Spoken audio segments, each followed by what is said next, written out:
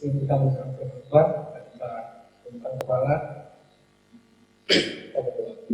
Bapa kami yang di surga, kami bersyukur Tuhan sesuai dengan pujian yang sudah kami panjatkan Bapa, bahwa kami ingin selalu seperti dengan Engkau. Bagaimana kehidupan kami, bagaimana tingkah laku kami, bagaimana perkataan kami, sikap kami dalam menuruti segala dari firman-Mu. Bapa, kami sudah memuji memuliakan nama-Mu, dan kami sudah bersuka cita demi kebaikan yang sudah Engkau limpahkan kepada kami. Pada saat ini Tuhan, kami akan mendengarkan sebagian dari firman-Mu. Biarlah Engkau yang berbicara kepada kami pada saat ini, setiap kami yang hadir, setiap kami yang boleh mengikuti ibadah, baik secara offline maupun online Tuhan. Biarlah Engkau memberkati kami melalui firman ini. Bahkan hamba-Mu yang menyampaikannya, kiranya Engkau berikan hikmat marifat yang daripada Bapa yang di surga, sehingga setiap perkataan, setiap ucapan yang keluar dari mulut hamba-Mu menjadi berkat bagi kami semua. Terima kasih Tuhan, dan kami mengundang Roh Kudus, hadirlah di tengah-tengah kami, terlebih hadirlah di dalam hati kami, supaya kami mau mendengarkan firman-Mu, bahkan mau dan dapat mengerti dalam setiap firman yang akan disampaikan oleh hamba-Mu. Terima kasih Tuhan, kami siap mendengarkan firman-Mu. Di dalam nama Yesus kami telah berdoa. Haleluya. Sama-sama kita katakan amin. Shalom Bapak Ibu Saudara. Sekali lagi shalom. Puji namanya Tuhan. Dari tempat ini saya mengucapkan selamat Natal dan Tahun Baru 2021. Jadi kita bersyukur kalau di tahun 2021 ini Tuhan masih mempertemukan kita dalam ibadah yang penuh hikmat yang Tuhan sudah sediakan bagi kita.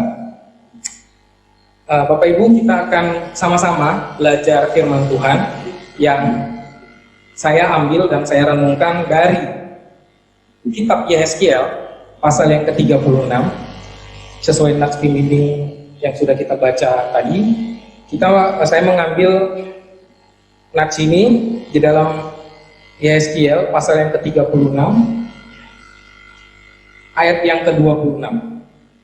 Kalau sudah dapat, sama-sama kita katakan amin. Amin. Belum semuanya. Amin. Amin. Karena satu ayat saja, mari kita baca bersama-sama dengan suara yang bergema untuk kemuliaan Tuhan.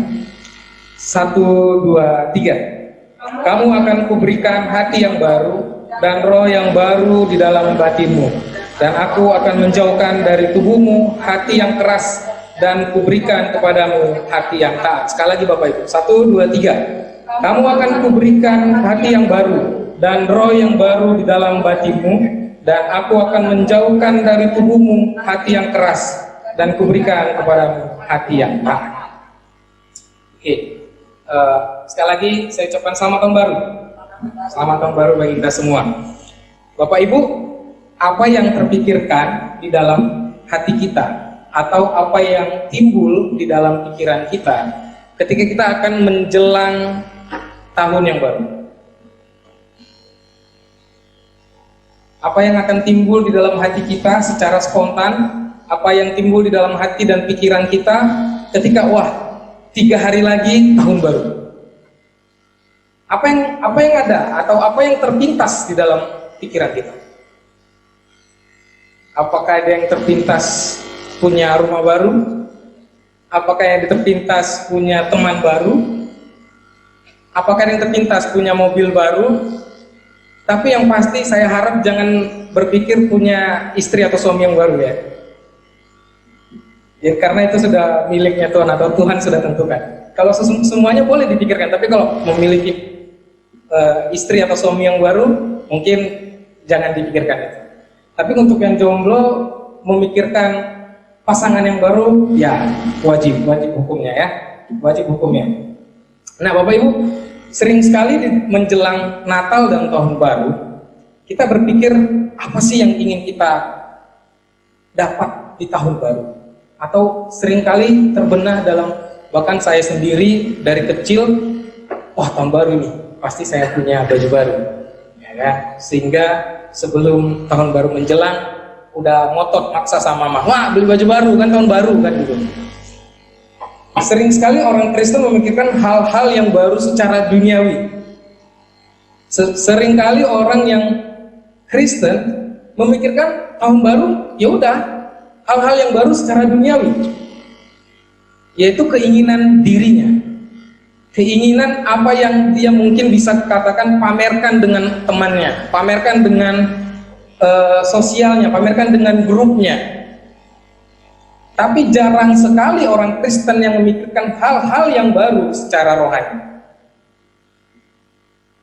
Jarang sekali orang Kristen memikirkan hal-hal yang baru untuk Tuhan. Seringkali orang Kristen memikirkan hal-hal yang baru untuk dirinya, hal-hal yang baru untuk keluarganya.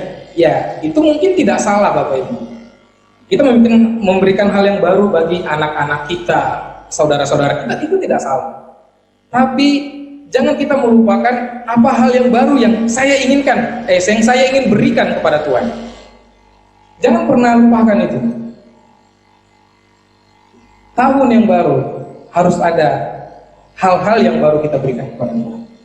Untuk itulah saya memberikan tema pada saat ini, pembaharuan hati. Pembaharuan hati. Saya memberikan tema pembaharuan hati, Bapak. Kembali ke dalam pembacaan kita. Kitab Yehezkiel ditulis oleh Yehezkiel sendiri. Nah, Bapak Ibu, Yehezkiel adalah seorang nabi yang Allah tentukan pada masa pembuangan bangsa Israel, khususnya kaum Yehuda pada waktu itu.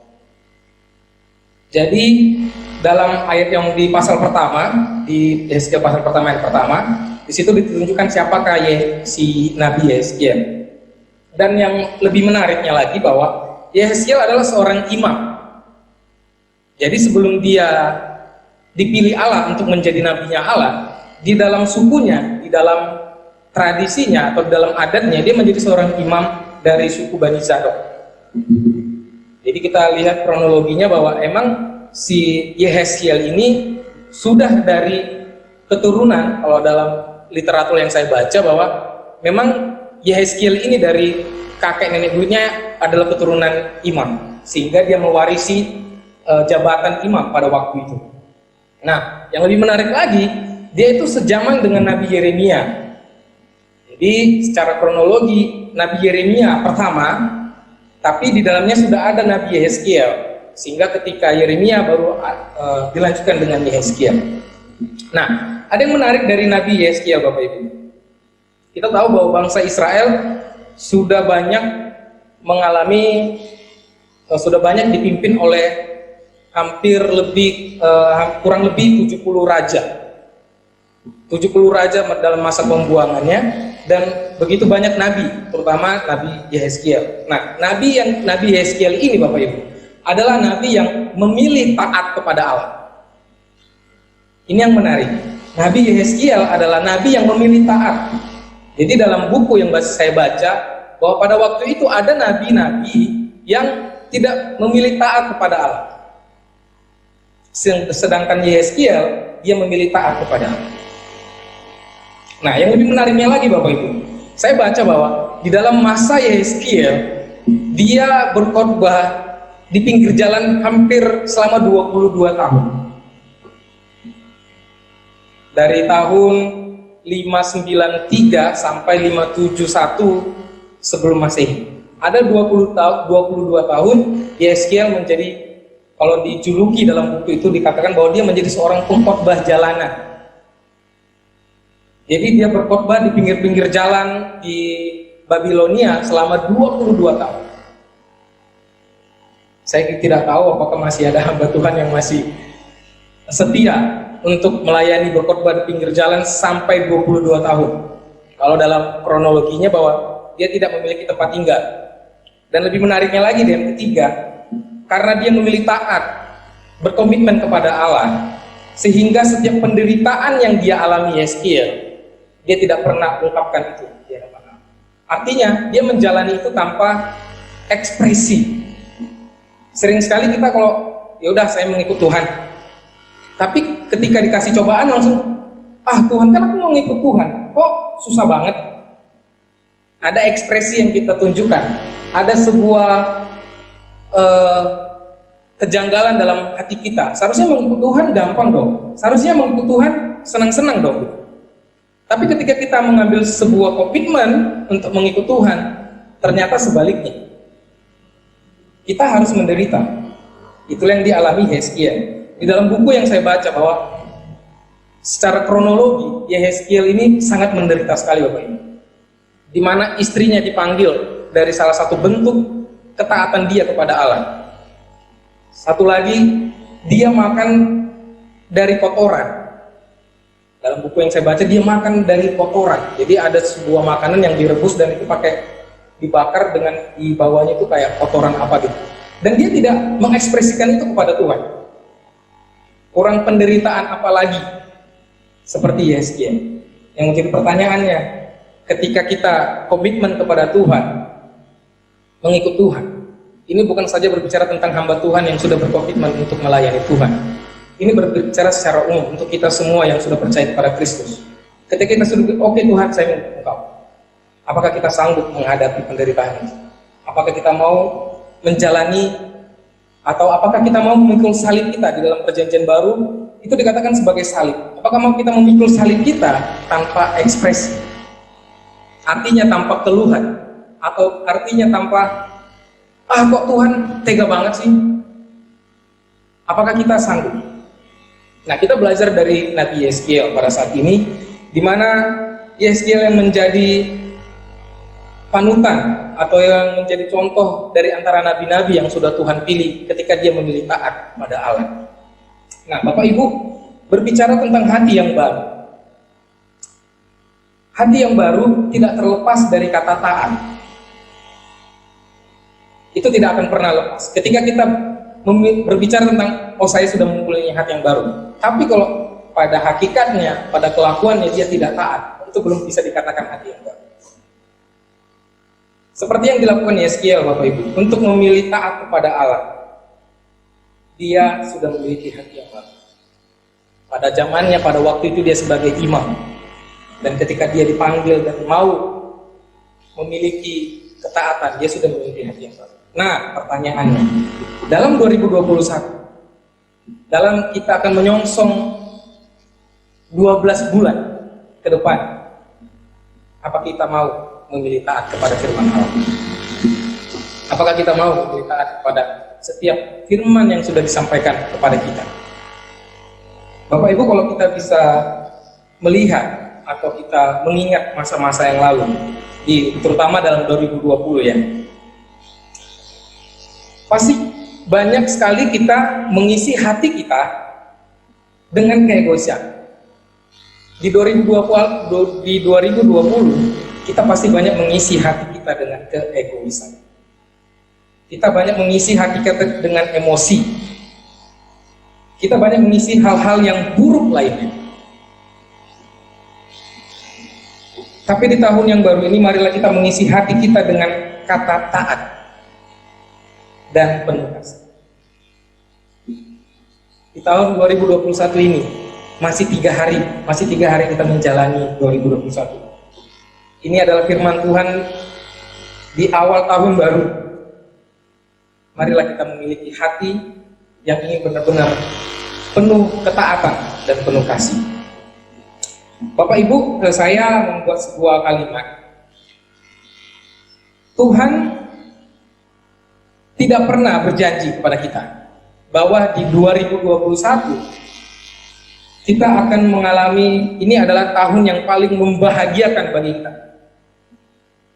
Tuhan tidak pernah berjanji kalau di 2021 ini adalah tahun yang paling membahagiakan, atau di 2021 ini adalah tahun yang dimana kita tidak pernah mengalami kegagalan atau kesusahan ataupun keburukan. Tuhan tidak berjanji seperti itu. Yang Tuhan berjanji adalah, yang kita tahu bahwa Tuhan selalu menyertai kita.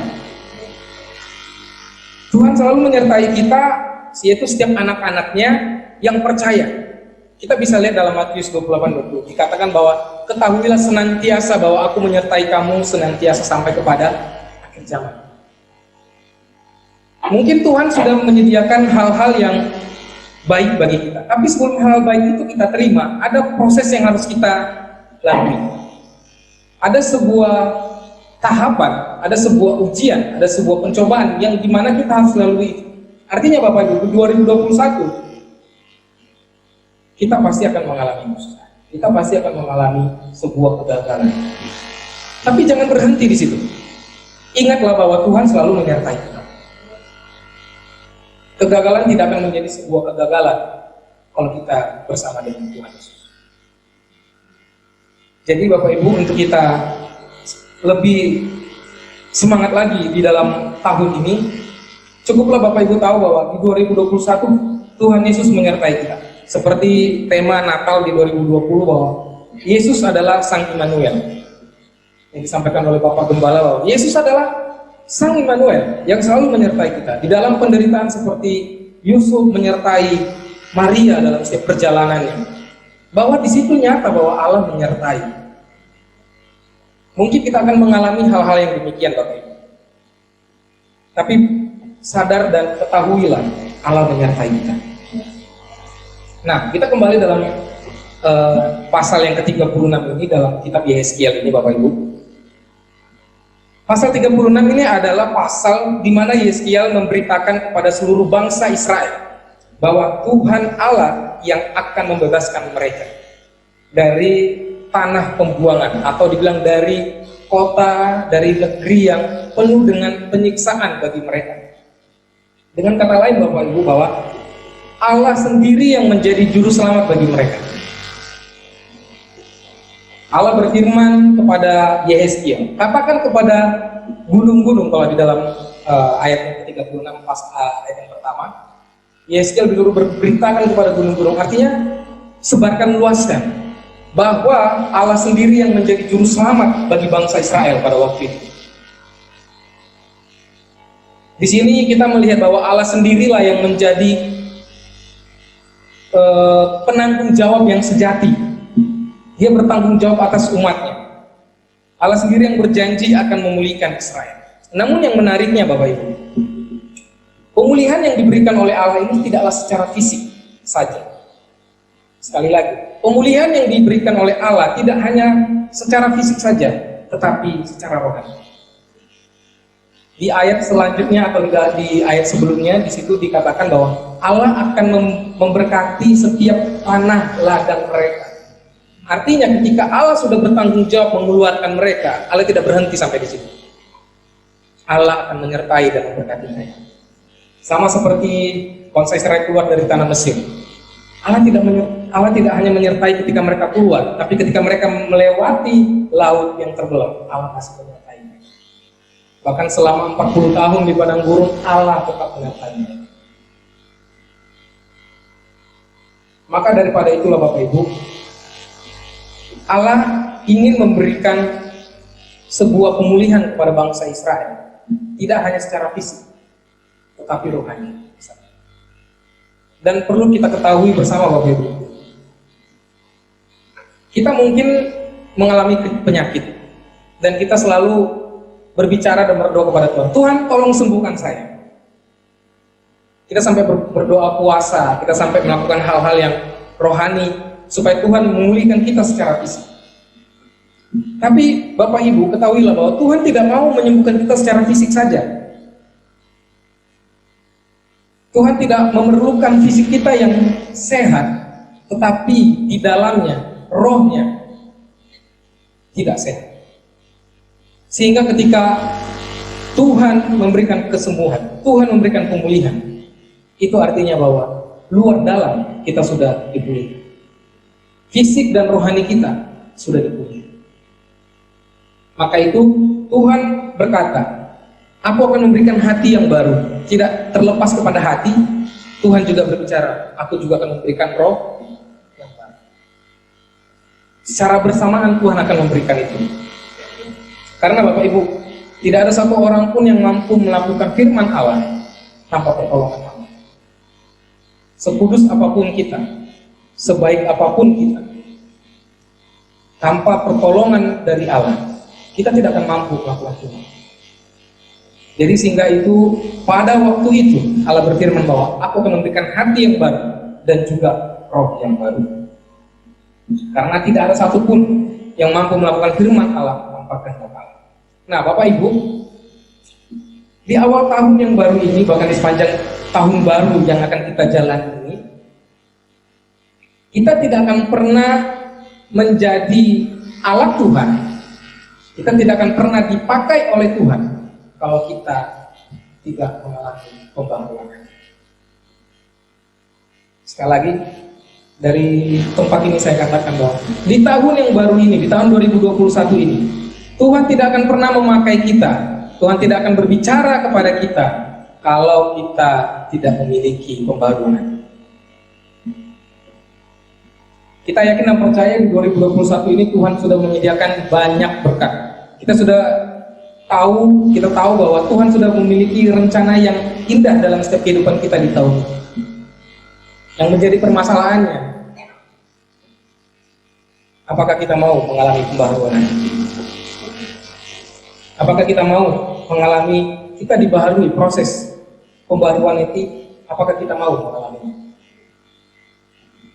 Karena hati kita yang lama, Bapak Ibu, masih diisi dengan yaitu tadi keegoisan, benci, amarah, kepahitan, atau juga kesombongan. Secara tidak sadar perkataan kita, tingkah laku kita, bahkan saya sendiri, saya menyadari bahwa terkadang saya melakukan dosa. Saya mungkin terlihat sombong, saya mungkin terlihat angkuh atau segala macam. Bukankah hal-hal itu sudah kita isi dalam hati kita di tahun 2020? Bukankah hal-hal yang tidak menyenangkan hati Allah yang sudah kita isi di tahun 2020? Nah, sekarang mari sama-sama kita akan mengalami pembaruan. Sama-sama kita akan mengalami proses di mana hati kita dibaharui, sehingga berkat Tuhan lempang artinya luas di dalam hati kita untuk kita menerimanya. Sama seperti Allah melakukan pembaharuan pada bangsa Israel, Bapak Ibu, demikian Tuhan juga ingin melakukan pembaharuan hati kepada kita di tahun ini. Amin. Nah, Bapak Ibu, saya mungkin singkat saja, tidak terlalu lama-lama. Ada dua alasan mengapa kita harus mengalami pembaharuan hati. Ada dua alasan mengapa kita harus mengalami pembaharuan hati. Yang pertama, Tuhan menginginkan hati yang mengasihi. Mungkin bisa diulang-ulang ya. Tuhan menginginkan hati yang mengasihi. Yang pertama, mengapa kita harus memiliki atau mengapa kita harus mengalami pembaharuan hati? Yang pertama, Tuhan menginginkan hati kita yang mengasihi. Hati yang mengasihi adalah hati yang ingin selalu berbuat baik. Atau hati yang mengasihi adalah hati yang ingin melayani kepada siapapun dan kapanpun. Sering sekali orang Kristen, ya saya mau melayani, tapi jangan sekarang. Sehingga banyak ilustrasi, sehingga banyak sebuah drama-drama singkat yang mengatakan, banyak sekali yang saya dengar dari kecil disuruh melayani, nggak mau, nanti aja tunggu SMA. Giliran SMA kamu melayani ya, nanti aja tunggu kuliah. Giliran kuliah, kamu melayani ya, nanti aja om, sehingga tunggu saya lulus kuliah. Ketika lulus kuliah, nanti aja om, tunggu saya kerja, nanti aja om, tunggu saya menikah, nanti aja, semuanya nanti. Dan pada akhirnya sama sekali dia tidak melayani. Ini yang sangat disayangkan, Bapak Ibu, bahwa ketika Tuhan menginginkan hati yang mengasihi, jelas bahwa hati yang mengasihi adalah hati yang ingin melayani dimanapun, siapapun dan kapanpun. Ini yang ingin Tuhan kasih kepada kita, atau ini yang Tuhan ingin kita lakukan di tahun 2021. Melayani tidak berarti hanya berdiri di mimbar atau melayani pengambilan semua jadwal ibadah. Tidak mesti seperti itu, Bapak Ibu. Pelayanan sesungguhnya adalah kehidupan kita sehari-hari. Pelayanan kita yang sesungguhnya dan sebenarnya di hadapan Tuhan adalah kehidupan kita sehari-hari. Jadi tentang berbicara hati yang ingin mengasihi, marilah kita mengasihi atau melayani Tuhan dan siapapun, bahkan kapanpun. Bukankah Yesus sudah berkata kepada kita ya, di dalam Markus 12 ayat 30 sampai 31, bahwa di situ dikatakan bahwa marilah kita mengasihi Tuhan dengan segenap hati kita, dengan akal budi kita, dengan segenap jiwa kita. Bahkan yang kedua dikatakan kita juga mengasihi sesama kita. Artinya Bapak Ibu, di dalam kita melayani Tuhan, di dalam kita mengikut Tuhan, hal yang terutama harus kita lakukan adalah memberikan hati kepada Tuhan. Kita seharusnya memberikan hati kepada Tuhan, bukan kita memberikan hati kepada keinginan kita sendiri baru kepada Tuhan. Terutama kita memberikan hati kepada Tuhan, baru kita boleh mengasihi sesama ataupun mengasihi diri kita sendiri. Kita tidak akan pernah mengatakan kalau kita mengasihi Tuhan kalau sesama kita tidak kasih. Atau dari manakah kita mewujudkan kalau kita mengasihi sesama kita kalau Tuhan sendiri kita tidak kasih? Hal ini sangat sejalan Bapak Ibu. Jadi tidak bisa dipungkiri bahwa hal yang pertama yang ingin Tuhan mau di dalam 2021 ini, kita mengalami pembaharuan hati, dan hati yang itu hati yang mengasihi. Nah, saya membuat sebuah pertanyaan yang menjadi pertanyaannya, mengapa sih harus hati yang mengalami pembaharuan? Bapak Ibu, saya bertanya, mengapa sih harus hati yang mengalami pembaharuan? Yang pertama ya, kita kalau lihat dalam bangsa Israel, kita tahu bahwa bangsa Israel adalah bangsa yang tegar tengkuk hatinya. Kita kalau lihat dari bangsa umat pilihan Allah, bahwa bangsa Israel adalah bangsa yang tegar tengkuk hatinya dalam mengikuti dan percaya kepada Allah. Nah, dalam masa pas bangsa Israel keluar dari tanah Mesir, mereka mengalami, kalau bisa dibilang, Tuhan sengaja memutar-mutar mereka di dalam padang gurun selama 40 tahun. Ini ditandakan karena hati seluruh bangsa Israel tidak teguh. Hati seluruh bangsa Israel tidak tetap percaya kepada Allah. Hatinya tegar tengkuk, hatinya percaya, ya mungkin hari ini percaya karena apa? Tuhan kasih mana. Besok mereka lapar, mereka nggak percaya lagi. Tegar tengkuk hatinya. Nah, inilah mengapa kita harus mengalami pembaharuan hati, Bapak Ibu. Kita harus mengalami pembaharuan hati. Sehingga dalam Yehezkiel Allah berfirman, aku akan memberikan hati yang baru. Karena Allah tahu umatnya adalah umat yang tegar tengkuk hatinya. Berbicara tentang hati Bapak Ibu, hati bangsa Israel juga tegar tengkuk hatinya. Nah, selanjutnya saya berpikir tentang hati. Kita tahu juga bahwa hati adalah bagian paling penting dalam kehidupan manusia. Selanjutnya, dari hati kita tahu bahwa bisa timbul rasa cinta. Dari hati bisa timbul rasa suka. Dari hati bisa timbul rasa sayang. Tapi kita juga tahu bahwa dari hati itu juga bisa timbul rasa benci. Dari hati bisa timbul juga rasa iri. Dari hati juga bisa timbul rasa kesombongan. Dari hati bisa timbul rasa ingin membunuh. Semuanya berpusat dari hati, Bapak. Senternya ada di hati.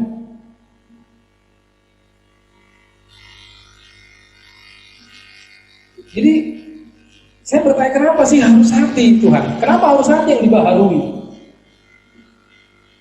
Ternyata benar.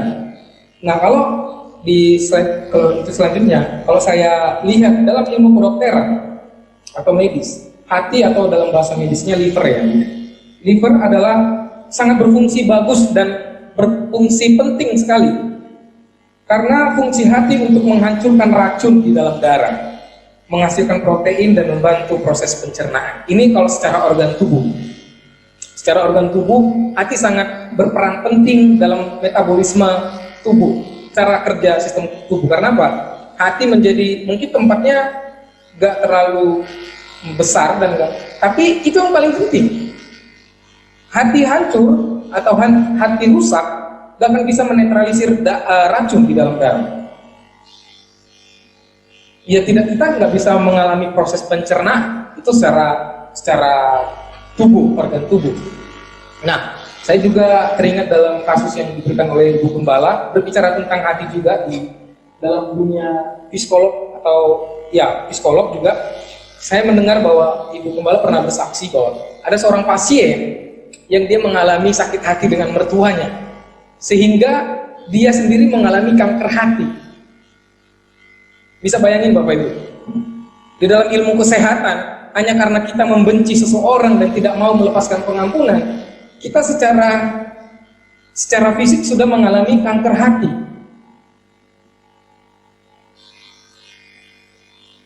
Ini mengapa dinamakan kita harus mengalami pembaruan hati. Karena hati menjadi senter baik secara rohani maupun secara organ ataupun fisik duniawi kita. Perlu kita jaga.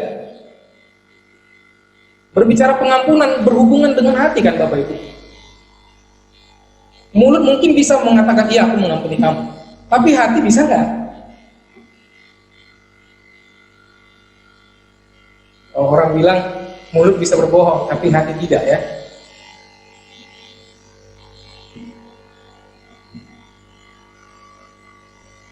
Saya bertanya, Tuhan kenapa harus hati?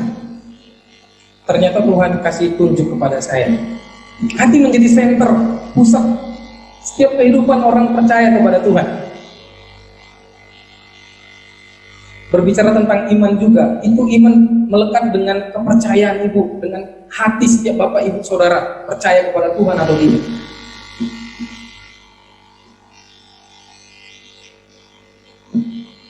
Jadi inilah mengapa pentingnya kita harus mengalami pembaharuan hati. Inilah mengapa pentingnya di 2021 ini kita harus mengalami sebuah proses di mana hati kita harus dibaharui. Kalau kita mengingat atau kalau kita selalu berbicara, oh dia selalu menyakiti saya, tapi 2021 sampai mati pun saya nggak akan mengampuni kamu. Nah, secara ilmu kedokteran kalau dibilang sesuai dengan Ibu Gembala itu sudah menimbulkan racun-racun di dalam tubuh kita secara fisik, secara ilmu kedokteran. Tapi secara iman, secara kerohanian, ya kita sedang membunuh diri kita. Karena apa? Kita tidak mau melepaskan pengampunan. Di dalam Matius berkata, kalau kau mengampuni kesalahan temanmu, maka Bapa Ibu Surga juga mengampuni kau. Berbicara tentang hati juga Bapak. Berbicara tentang hati, bagaimana di 2020 kita sudah memiliki banyak hal yang hati kita isi dengan hal-hal yang tidak menyenangkan Tuhan. Inilah mengapa saya menjadi sebuah pertanyaan, mengapa sih harus hati yang baru? Karena hati menjadi senter atau menjadi pusat setiap kehidupan yang percaya. Baik itu yang percaya kepada Kristus maupun yang tidak percaya. Artinya bahwa emang hati ini sangat berperan penting. Mungkin secara kerohanian, secara Kristen kita bisa bilang, kamu penyakit kanker karena kamu tidak mengampuni. Inilah mengapa pentingnya kita harus mengalami pembaruan hati. Bapak Ibu, dengan kata lain bahwa sebenarnya di dalam hati kita ini sudah banyak terisi hal-hal yang jorok. Di 2020 sebenarnya dalam hati kita atau di tahun-tahun yang sebelumnya kita sudah mengisi hati kita dengan hal yang jorok atau yang rusak sehingga perlu dibaharui. Contohnya seperti komputer, laptop atau apapun. Ketika komputer itu sudah memiliki file-file sampah yang begitu banyak, atau komputer sudah memiliki virus-virus yang sudah terlalu banyak di komputer itu, maka yang harus dilakukan install ulang. Diinstal ulang komputernya. Supaya apa? Supaya kembali seperti baru, supaya cepat lagi. Ini dalam hal contoh komputer ya. Jadi kalau ya kita ibaratkan kayak gitu, hati kita juga perlu diinstal ulang, perlu dibaharui. Hati kita juga perlu mengalami proses di mana seperti komputer tadi ada proses penginstal ulangan, di mana hati kita juga akan bekerja, akan tetap terus bekerja sesuai dengan fungsinya, baik secara organ maupun secara rohani. Inilah mengapa kita harus mengalami bahan. bahwa hati menjadi center dalam setiap kehidupan orang percaya. Dari hati timbul rasa benci, dari hati juga timbul rasa suka. Jadi mari Bapak Ibu, kita harus mengalami pembaharuan hati. Kita menghilangkan segala apapun yang sudah menyakiti kita di tahun 2020. Dan mari kita membaharukan hati kita.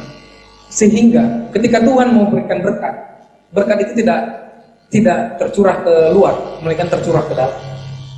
Karena apa? Di dalamnya sudah kosong, di dalamnya sudah bersih. Jadi berkat Tuhan pun akan tetap tinggal di dalam. Seperti penulis kitab Amsal, Bapak Ibu, sudah mengatakan bahwa ini seringkali kita dengar, hati yang gembira adalah obat yang maju. Amin.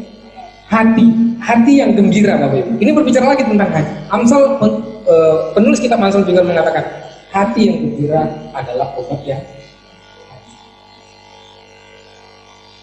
Itu di Amsal 17 ayat 22. Dan ada lagi Amsal 15 ayat 3 mengatakan, hati yang gembira membuat muka berseri-seri, tetapi kepedihan hati mematahkan semangat. Bisa terlihat ya Bapak Ibu perbedaannya. Di mana hati yang gembira membuat muka kita berseri-seri, tetapi kepedihan hati, sakit hati, kegalauan hati akan mematahkan semangat. Itulah sebabnya ketika orang sakit, seringkali kita bilang, udahlah, hati yang gembira adalah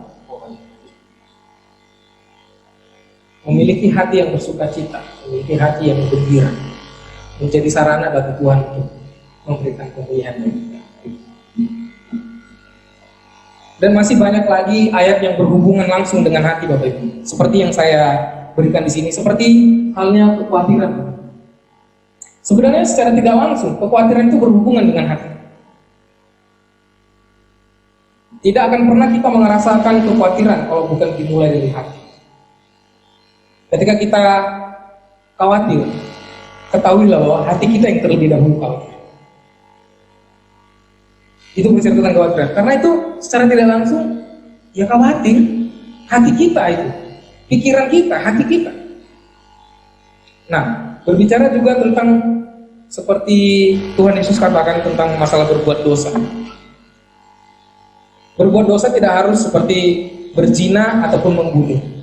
Ketika kita sudah menginginkan seseorang di dalam hati kita sudah berzina. Ketika kita sudah berniat membunuh seseorang, kita sudah membunuh. Berbicara tentang hati, Bapak Ibu. Tidak perlu kita melakukan, kita tembak dulu, oh ya baru saya membunuh seseorang. Di dalam kerohanian, dalam hukum Kristen, dalam hukumnya Yesus, ketika kita sudah berniat aja dalam hati untuk kita membunuh, ya kita sudah membunuh. Kalau kita sudah berniat aja berbohong, ya udah kita sudah berbohong. Di dalam hati sudah berpikir, nanti saya berbohong. Atau dalam hati, oh ya udah nanti saya mencuri. Itu kita sudah melakukan dosa. Tidak mesti kita harus melakukan mencuri dulu baru kita dikatakan berdosa. Ketika kita sudah memikirkannya di dalam hati kita sudah melakukan dosa.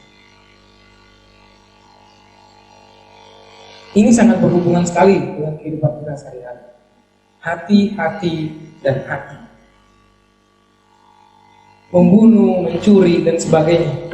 Itu semua pertama timbul di dalam hati, Bapak. Tidak pernah di luar hati. Pasti pertama kali timbul dalam hati. Maka untuk itu marilah kita di tahun yang baru ini lebih menjaga hati kita dengan baik. Lebih menjaga hati kita dengan baik. Seperti penulis kitab Amsal mengatakan bahwa jagalah hatimu dengan segala kewaspadaan. Saya senang di ayat yang selanjutnya karena dari situlah terpancar kehidupan.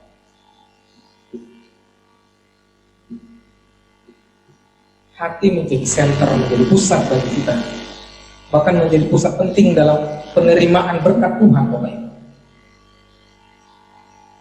Kalau dalam lagu seberang, jagalah hati, jangan kau nodai. Itu dalam lagu teman-teman kita yang di seberang. Tapi dalam secara firman Tuhan, Bapak Ibu, sudah jelas bahwa kita harus seharusnya menjaga hati kita dengan segala kewaspadaan. Kewaspadaan tentang apa? Ya tentang kesombongan. Kewaspadaan tentang apa? Tentang iri dengki, benci, amarah. Paulus katakan boleh kita marah, boleh. Tapi jangan sampai matahari terbenam supaya kita tidak melakukan dosa. Tapi ingat, marah harus didasari dengan kasih. Itu yang benar. Kalau marah hanya semena-mena marah itu nggak benar. Karena kalau kita mendasari kasih kita, mendasari marah kita dengan kasih, artinya kita berusaha untuk mengubah orang itu. Kalau kita marah dengan kasih, kita berusaha untuk supaya orang tersebut menjadi lebih baik lagi. Nah, tapi jangan marah tanpa alasan. Nah, itu saya nggak tahu dalam firman Tuhan, saya nggak tahu, nggak ada tertulis di situ. Tapi yang jelas bahwa mari kita menjaga hati dengan segala waspada. Karena dari situlah terpancar kehidupan. Itu yang sangat penting. Maka kita dan saya, kita semua Bapak Ibu, kita semua mau kan menerima berkat Tuhan di 2021. Tapi sebelum kita menerima itu, siapkan dulu wadahnya. Siapkan dulu wadahnya. Wadahnya apa? Hati kita. Kalau kita memiliki hati yang besar, seperti Bapak Gembala bilang, ya maka berkat Tuhan pun besar. Kalau kita hati kecil, maka berkat Tuhan pun kecil. Jadi mari kita mempersiapkan hati kita ini sebesar mungkin. Mari kita mempersiapkan hati ini sebesar mungkin supaya berkat Tuhan yang di 2021 ini pun kita akan menerimanya dengan baik.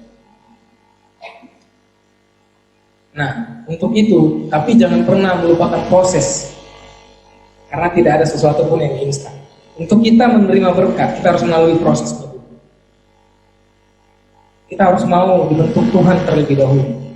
Kita harus mengalami pembaharuan hati.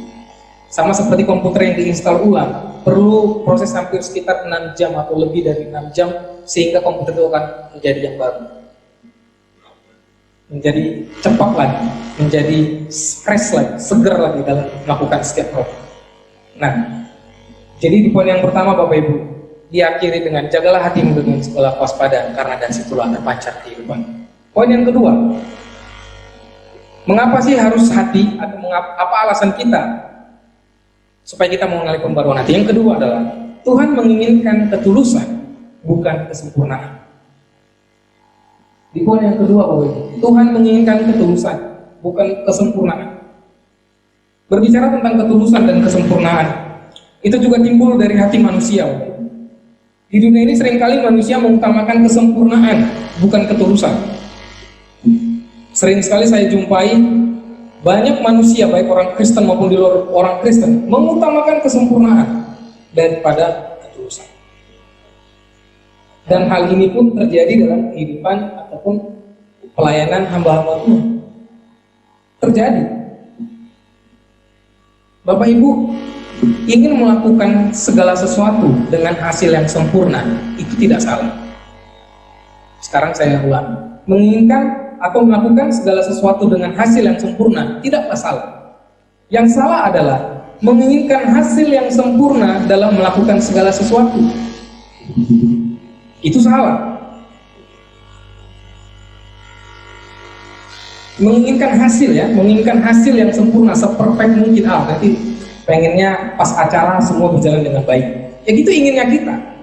Tapi pada hakikatnya kembali tadi, menginginkan hasil yang sempurna atau yang salah adalah kita selalu menginginkan hasil yang sempurna dalam melakukan segala sesuatu. Itu salah.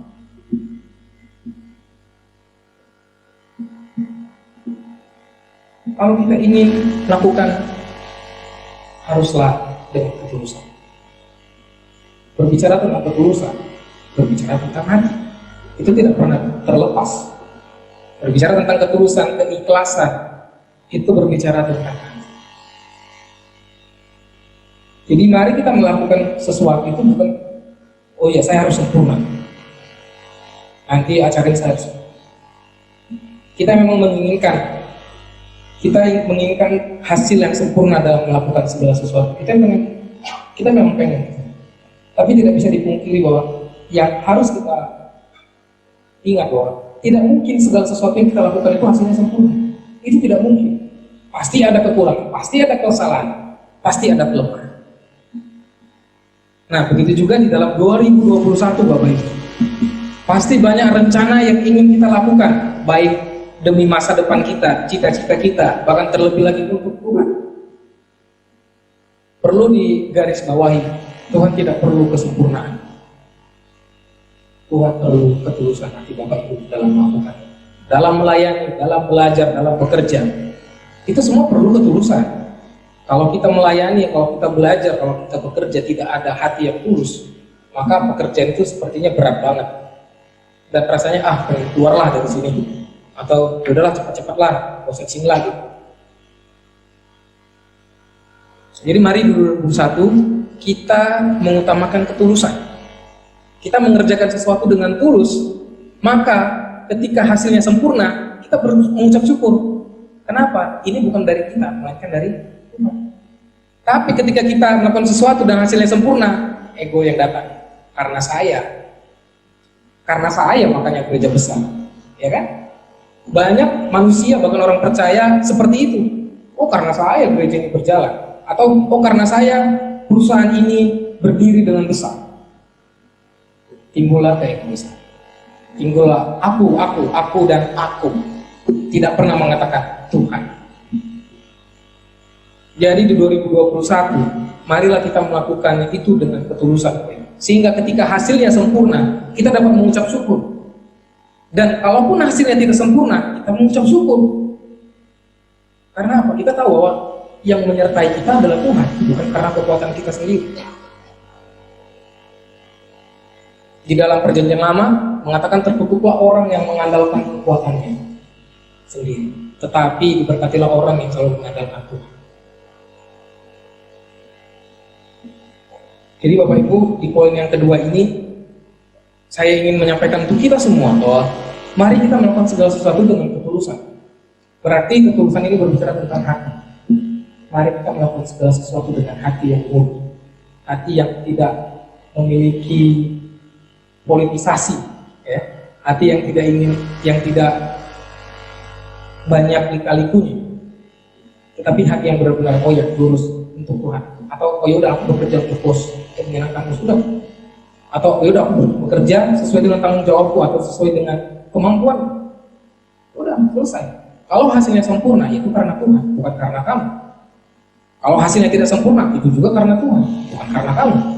Jangan ketika hasil tidak sempurna menyalahkan Tuhan, atau hasil tidak sempurna menyalahkan diri sendiri. Enggak, karena emang Tuhan mau hasilnya seperti itu. Tapi ketika hasilnya juga sempurna, jangan merasa, oh yaudah, karena saya. Ini yang salah. Karena saya tahu Bapak Ibu, di 2021 kita memiliki banyak rencana. Di 2021 kita banyak memiliki impian, keinginan, atau melakukan segala sesuatu baik untuk diri sendiri, untuk keluarga, maupun untuk Tuhan. Tapi yakin dan percayalah, lakukan itu dengan hati yang tulus. Lakukan semuanya itu dengan hati yang sudah dibaharui di dalam Kristus. Karena ketika kita melakukan sesuatu dengan ketulusan kita, Roh Kuduslah yang akan memampukan kita untuk melakukannya. Seperti yang saya bilang tadi, ketika kita sudah berjalan dengan Roh Kudus, atau Roh Kudus bersama dengan kita, mau hasilnya baik, mau hasilnya tidak baik, kita telah bisa mengucap syukur. Dan itu bukan karena kita, melainkan karena Tuhan. Kalimat yang saya buat bahwa kesempurnaan tidak dapat dimiliki oleh manusia, Bapak Ibu. Karena hanya Tuhan sendiri sajalah yang sempurna. Tetapi manusia dapat memiliki ketulusan hati. Tetapi manusia dapat memiliki ketulusan hati. Dan mari menggunakan ketulusan hati itu dalam melakukan segala sesuatu, terutama dalam melayani Tuhan. Pada akhirnya Bapak Ibu, saya ingin katakan untuk kita semua, untuk kita menyambut dan menjalani tahun yang baru ini, marilah kita jalani hidup dengan hati yang sudah dibaharui di dalam Kristus. Dengan kata lain, marilah kita mengalami pembaharuan hati. Alkitab, di dalam Alkitab Perjanjian Lama, Paulus berkata 2 Korintus 5:17, siapa yang ada dalam Kristus, dia adalah ciptaan yang baru. Sesungguhnya yang lama sudah berlalu, yang baru sudah datang. Nah, ditambah saya melihat di dalam kitab Yesaya, dalam pasal 65:17, ini berbicara tentang Yerusalem yang baru sebenarnya konteksnya. Tapi saya mengambil kalimat ini, hal-hal yang dahulu tidak akan diingat lagi dan tidak akan timbul lagi di dalam hati. Nah, ini berarti Bapak Ibu, saya mengambil ini. Mari kita membuat kesalahan-kesalahan orang yang telah menyakiti kita di tahun 2020 dan tidak perlu kita ingat lagi di tahun ini. Ya, saya mengatakan di Yerusalem baru nanti hal-hal yang dahulu tidak akan diingat lagi dan tidak akan timbul lagi di dalam hati. Nah, Bapak Ibu, saya yakin dan percaya di 2020 banyak kali yang mengecewakan kita, baik orang tua, saudara, istri, suami, anak, atau siapapun itu, atau teman. Banyak sekali yang sudah mengecewakan kita, Bapak Ibu. Di 2021, seperti yang saya bilang, sebaiknya kita tidak mengingat-ingatkan lagi itu. Kalau kita masih mengingatkan itu, berarti hati kita belum dibaharui. Kalau kita masih mengingat kesalahan orang lain di tahun yang lalu, kalau kita masih mengingat kesakitan hati orang lain yang sudah melakukan itu kepada kita di tahun yang lalu, dan kita sampai bawa sampai 2021 ini, berarti kita belum mengalami Tuhan. Kita tidak akan bisa mengalami saya sudah dibaharui hati kalau kesalahan orang, masih kejelekan orang, ataupun ketidaksempurnaan orang masih kita ingat sampai sekarang, ataupun masih menjadi sebuah topik pembicaraan sampai saat 2021, bahkan mungkin sampai akhir 2021 nanti di bulan Desember, kita belum mengalami pembaruan hati. Seperti saya bilang tadi, mari kita membuang itu semua. Buang aja, buang, karena nggak ada gunanya di dalam hati kita simpan. Kalau kita kembali flashback juga, kalau ketika Tuhan Yesus tahu segala dosa kita dan Tuhan Yesus menyimpan di dalam hatinya, Dia mau nggak memaafkan kita? Atau Dia mau nggak sih mati di kayu salib kalau mengingat dosa-dosa kita? Kan enggak. Dan juga nggak berguna dan nggak menjadikan hasil dalam diri kita. Maka itu kita harus buang, kita harus tinggalkan, kita harus lepaskan pengampunan itu. Baik kesalahan anak, orang tua, kesalahan adik, kakak, saudara, teman, ya udah lupain aja. Kalau dibilang Tuhan Yesus, yang kesusahan hari cukup lanjut sehari. Untuk kesusahan yang tahun kemarin cukup untuk yang tahun kemarin. Di tahun ini Tuhan sudah menyediakan mungkin kesusahan yang lebih besar, atau juga mungkin kesusahan yang lebih ringan. Kebahagiaan yang lebih besar, atau juga kebahagiaan yang lebih ringan. Nah, untuk itu Bapak Ibu, di akhir ini saya mengatakan bahwa kita tidak perlu lagi lah mengingat hal-hal keburukan seseorang, atau kita tidak perlu lagi mengingat kesalahan, ketidaksempurnaan seseorang sampai kita bawa di 2021 ini. Tetapi marilah kita melepaskan itu semua dan kita memiliki hati yang baru. Sehingga ketika kita memiliki pembaruan hati, kita sudah memiliki hati yang baru, Tuhan pun dengan senantiasa, dengan sukacita memberkati kita. Tuhan senantiasa melimpahkan berkat-Nya, baik secara jasmani maupun secara rohani, Bapak Ibu. Dan yang terakhir, ada tertulis dalam Alkitab Matius 5 ayat 8, berbahagialah orang yang suci hatinya, karena mereka akan melihat Allah. Di sini saya dapat katakan dengan katakan bahwa hanya orang yang sudah dibaharui hati yang mampu mengerti kehendak Allah dalam hidup. Kalau kita mau mengerti kehendak Allah di tahun 2021, mari kita mengalami pembaruan hati. Kalau kita mau mengerti kehendak Allah, mari kita mengalami pembaruan hati. Di tahun yang baru ini, marilah kita menyambut berkat dan mengerti kehendak Tuhan yang sudah disediakan bagi kita dengan hati yang sudah dibaharui, tentunya di dalam Kristus. Demikian firman Tuhan kita pada hari ini. Mari kita tundukkan kepala, kita berdoa. Bapa kami yang di surga, puji dan syukur kami panjatkan ke dalam hadirat Tuhan. Kami berterima kasih kalau pada hari ini, pada kesempatan ini, kami mendengarkan firman-Mu, di mana kami harus bersama-sama mengalami proses pembaruan hati. Seperti pembaharuan yang sudah Engkau tentukan kepada bangsa Israel, bahwa Engkau akan memberikan roh dan hati yang baru kepada mereka. Demikian juga Tuhan, di tahun 2021 ini kami menginginkan itu. Bahkan kami yakin dan percaya Engkau akan memberikan hati dan roh yang baru kepada kami, sehingga di dalam melewati tahun 2021 ini kami penuh dengan berkat, kami penuh dengan kehendak yang sudah kami lakukan sesuai dengan rencana Tuhan. Berkati setiap kami Tuhan yang hadir pada saat ini. Bahkan terlebih Tuhan, kami akan menjalankan sebuah perjamuan kudus Biarlah Tuhan terlebih kami mengalami pembaharuan hati, sehingga perjamuan kudus yang akan kami laksanakan menjadi perjamuan yang mengingatkan kami bahwa Kristus telah mati bagi kami dan memberkati kami dan menyelamatkan kami untuk bisa bersama-sama di dalam kerajaan surga. Terima kasih Bapa, Kamu sudah berhenti berbicara. Kiranya juga firman ini menjadi berkat bagi jemaat-Mu, bahkan terlebih bagi hamba-Mu. Terima kasih Tuhan. Di dalam nama Yesus kami telah berdoa. Syukur. Haleluya.